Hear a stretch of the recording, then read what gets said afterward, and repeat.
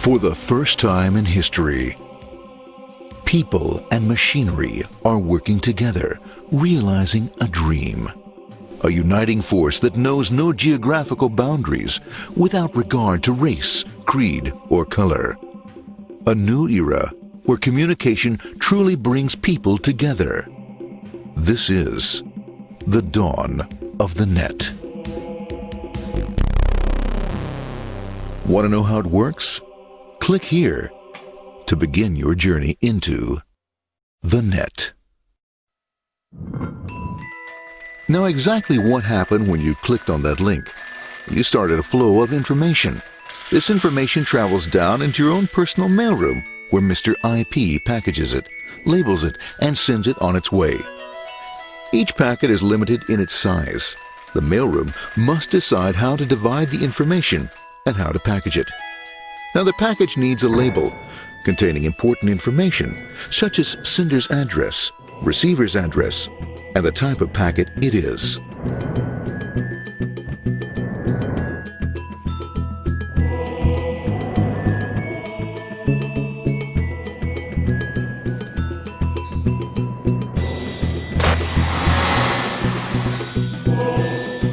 Because this particular packet is going out onto the internet, it also gets an address for the proxy server, which has a special function, as we'll see later. The packet is now launched onto your local area network, or LAN. This network is used to connect all the local computers, routers, printers, etc. for information exchange within the physical walls of the building. The LAN is a pretty uncontrolled place, and unfortunately, accidents can happen.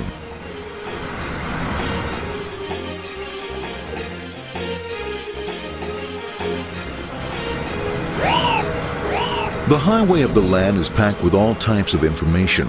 These are IP packets, Novell packets, Apple Talk packets. They're going against traffic, as usual.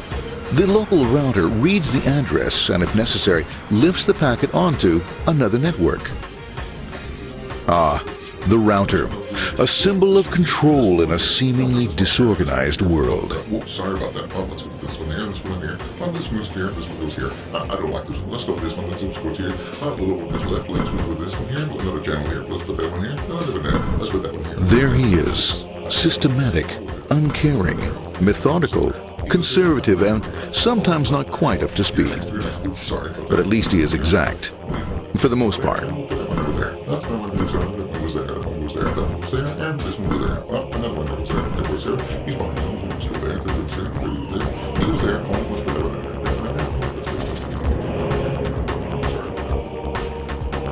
there. As the packets leave the router, they make their way into the corporate intranet and head for the router switch. A bit more efficient than the router switch plays fast and loose with IP packets, deftly routing them along their way. A digital pinball wizard, if you will. Here we go, here comes another one, and it's another. Watch this, Mom. Here goes, whoop, we're on the back. Hey, in there, in there, in there. Over to the left, over to the right, over to the left, over to the right. You got it, here it comes, right on, he shoots, he scores. It's going, hey, Wayne, here, watch out, here comes another one. Oh, here we go, and it's gone. It's gone. As packets arrive at their destination, they're picked up by the network interface, ready to be sent to the next level. In this case, the proxy. The proxy is used by many companies as sort of a middleman in order to lessen the load on their internet connection, and for security reasons as well. As you can see, the packets are all of various sizes, depending upon their content.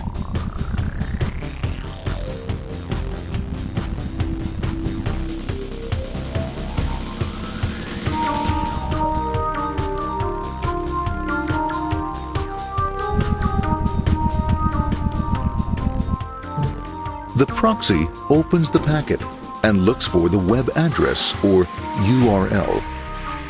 Depending upon whether the address is acceptable, the packet is sent on to the internet.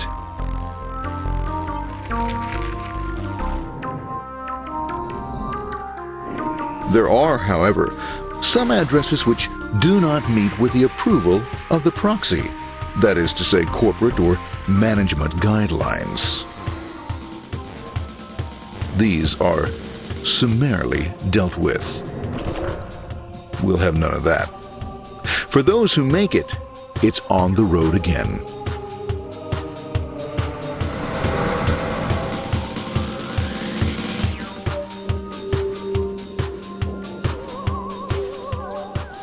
Next up, the firewall.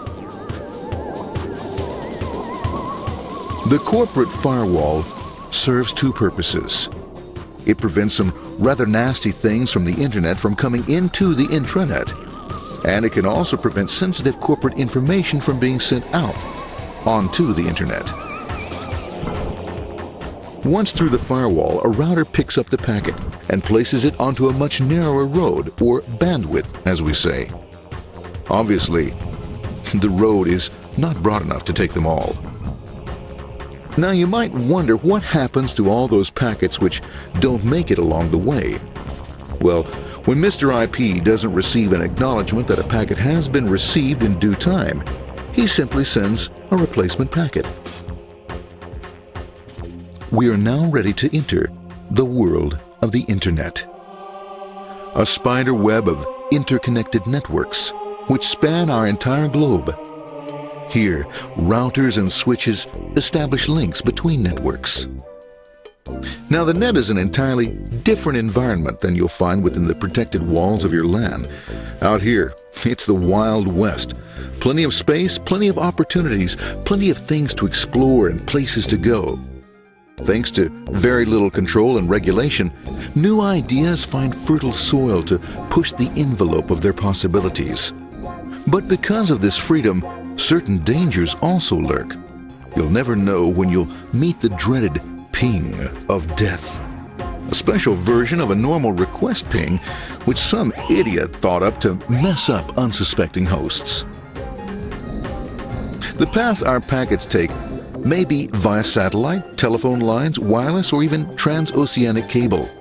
They don't always take the fastest or shortest routes possible, but they will get there.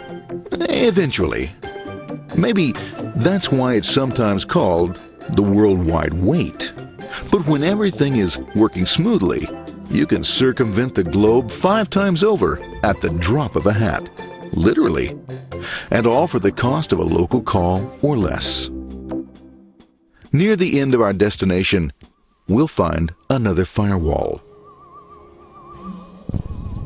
Depending upon your perspective as a data packet, the firewall could be a bastion of security or a dreaded adversary. It all depends on which side you're on and what your intentions are. The firewall is designed to let in only those packets that meet its criteria. This firewall is operating on ports 80 and 25. All attempts to enter through other ports are closed for business.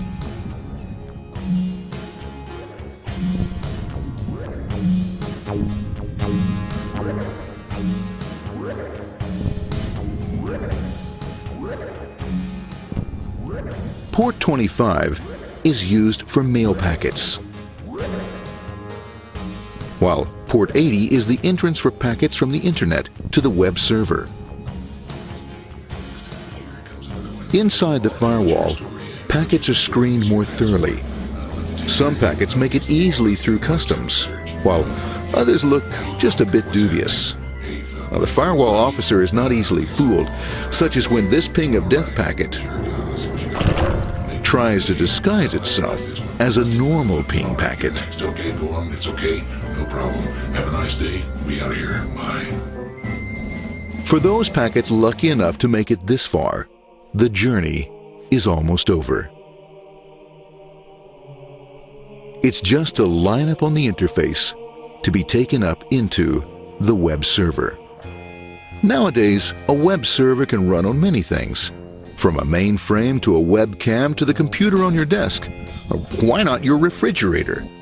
With a proper setup, you can find out if you have the makings for chicken cacciatore or if you have to go shopping. Remember, this is the dawn of the net. Almost anything's possible. One by one, the packets are received, opened, and unpacked. The information they contain, that is, your request for information, is sent on to the web server application.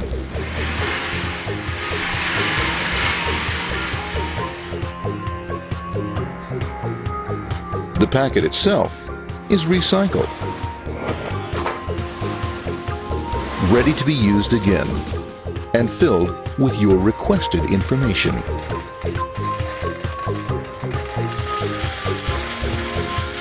Addressed and sent out on its way back to you.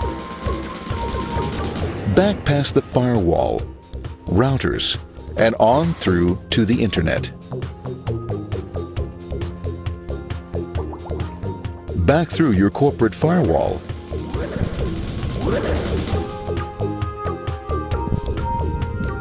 And onto your interface. Ready to supply your web browser with the information you requested. That is, this film.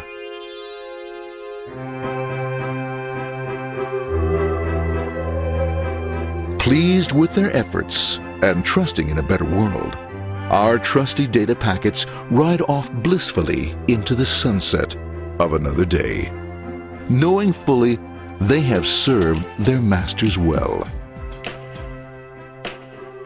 Now, isn't that a happy ending?